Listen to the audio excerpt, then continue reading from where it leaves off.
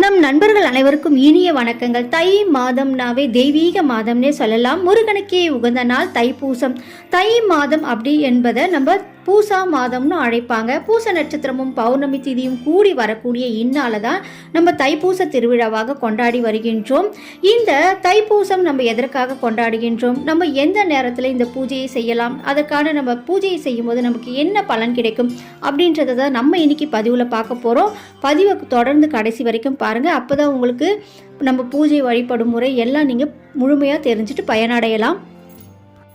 முதல்ல நம்ம இந்த தைப்பூச திருவிழாவை ஏன் கொண்டாடுகின்றோம் அப்படின்றத பார்த்துடலாம்.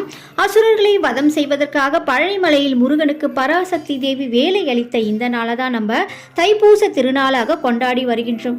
அசுரர்களை வதம் செய்வதற்காக வேலை அளித்த இந்த நாளில் நம்ம வேல் பூஜை செய்து முருகப்பெருமானை வேண்டிக் கொள்ளும் போது நமக்கு நல்ல ஒரு பலன் கிடைக்கும்.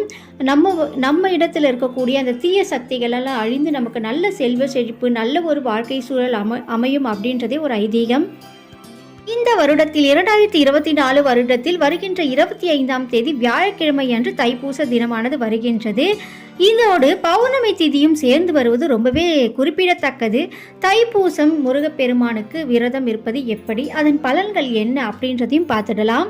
பௌர்ணமியுடன் கூடி வரும் அன்றைய நாளை தான் நம்ம தைப்பூச நாளாக கொண்டாடுகின்றோம். இந்த தைப்பூச தினத்தில் தான் இந்த அகிலமே தோன்றியதாக ஒரு ஐதீகமும் உள்ளது. இந்த நன்னாளை தான் நம்ம முருகப்பெருமானுக்கு உகந்த நாளாக நம்ம கொண்டாடுகின்றோம். அதோடு மட்டுமில்லாமல் சிவபெருமானுக்கும் குரு பகவானுக்கும் ரொம்பவே உகந்த நாள். எனவே தான் இந்த நாள் ரொம்பவே சிறப்பு மிக்கதுன்னே சொல்லலாம். இத்தனை சிறப்புகள் மிக்க தைப்பூச திருநாளில் முருகனுக்கே உகந்த நாளான இந்நாளில் வேலை வணங்கி முருகப்பெருமானுக்கு விரதமிருந்து வழிபட்டால் கேட்ட வரத்தை அள்ளித் தருவார் முருகப்பெருமான் என்றே சொல்லலாம். அடுத்ததாக நம்ம இந்த தைப்பூச விரத முறையை எப்படி கடைபிடிக்கணும் அப்படின்றதையும் பார்த்துடலாம். பொதுவாக நம்ம எல்லா விரத முறைகளையும் எப்படி கடைபிடிக்கிறோமோ அதே முறைகள் தான் இந்த ஒரு விரத முறைக்கும். ஆனால் நீங்கள் கட்டாயமாக முருகனுடைய ஸ்தலங்களுக்கு போயிட்டு வரணும். பக்கத்தில் ஏதாவது ஆலயம் இருந்தால் போயிட்டு வந்தால் கூட போதும். முருகனுடைய ஆலயத்துக்கு சென்று நெய் தீபம் போட்டுட்டு முருகப்பெருமானை மனதார வேண்டிக்கோங்க. வீட்டில் நீங்கள் வேல் வச்சுருந்தீங்கன்னா கட்டாயமாக வேல் பூஜை செய்யுங்க. ரொம்ப ரொம்ப நல்ல பலனை கொடுக்கும். வேல் இல்லை அப்படின்றவங்க நீங்கள் முருகப்பெருமானுடைய படம் இருந்தால் கூட அதில் இருக்கக்கூடிய அந்த வேலுக்கு அலங்காரம் பண்ணி நல்லா வேண்டிட்டு பூஜை செய்யலாம். நல்ல ஒரு சிறப்பான பலன் கிடைக்கும். தீய சக்திகளை அழிப்பதற்காக வேலை கொடுத்த பார்வதி தேவி, அதனால் அந்த வேல் பூஜை செய்யும் போது நம்மிடத்தில் இருக்கக்கூடிய அந்த தீய சக்திகள்லாம் அழிஞ்சு நம்மிடத்தில் இருக்கக்கூடிய அந்த வறுமைகள் நீங்கும். நல்ல ஒரு செல்வ செழிப்பையும் நமக்கு பெற்றுத்தரும். ரொம்பவே சிறப்பான நாள். இந்த நாளில் முருகப்பெருமானுக்கு மட்டுமில்லை, சிவபெருமானுக்கும் குரு பகவானுக்கும் ரொம்பவே உகந்த நாள்.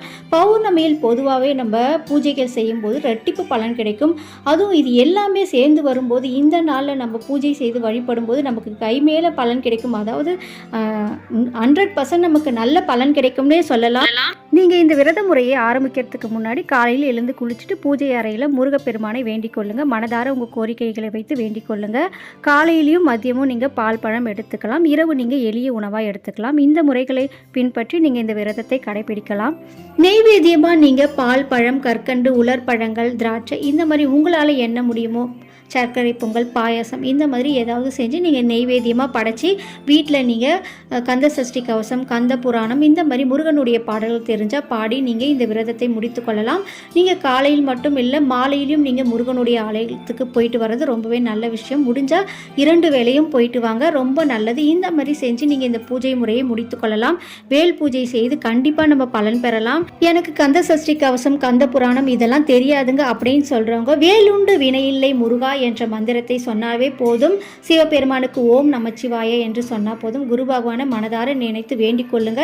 இந்த தைப்பூச நாளில் முருகப்பெருமானுக்கு மட்டுமில்லை, சிவபெருமானுக்கும் குரு பகவானுக்கும் உகந்த நாள். இந்த 3மே சேர்ந்து வருவது ரொம்பவே சிறப்பான நாள். கண்டிப்பாக இந்த நாளை தவற விடாதீங்க. வேல் பூஜை செய்யும் போது கண்டிப்பாக நமக்கு பலன் கிடைக்கும். வேலுண்டு வினையில்லை முருகா என்ற மந்திரத்தை சொல்லுங்கள். முருகனுடைய ஆசி நமக்கு முழுமையாக கிடைக்கும். இந்த எல்லா விஷயமும் சேர்ந்து வரக்கூடிய இந்த நாளை தவற விடாமல் பூஜை செய்து பலனடைங்க. கண்டிப்பாக நம்ம வாழ்க்கையில் இருக்கக்கூடிய தீய சக்திகளை அழிஞ்சு நல்ல ஒரு செல்வ செழிப்பு, வறுமையெல்லாம் நீங்கி நம்ம வாழ்க்கையே மாறும் அப்படின்னே சொல்லலாம். தவற விடாமல் பூஜை செய்து பலன் அடைஞ்சிக்கோங்க. இந்த பதிவு உங்களுக்கு பயனுள்ளதாக இருக்கும்னு நினைக்கிறேன். இந்த பதிவு பிடிச்சுன்னா வீடியோக்கு ஒரு லைக் கொடுத்துக்கோங்க. உங்கள் நண்பர்கள், உறவினர்களையும் பகிர்ந்து கொள்ளுங்கள். அவங்களும் பயனடையட்டும். நம்ம சேனலில் ஃபஸ்ட் டைமாக பார்க்குறீங்கன்னா இன்னும் சப்ஸ்கிரைப் பண்ணலாம், மறக்காமல் சப்ஸ்கிரைப் பண்ணி சப்போர்ட் பண்ணுங்கள். அப்போ தான் நம்ம சேனல் அப்லோட் பண்ணுற இந்த மாதிரி ஆன்மீக பதிவுகளோட நோட்டிஃபிகேஷன்லாம் உங்களுக்கு உடனுக்குடன் வரும். நன்றி, வணக்கம்.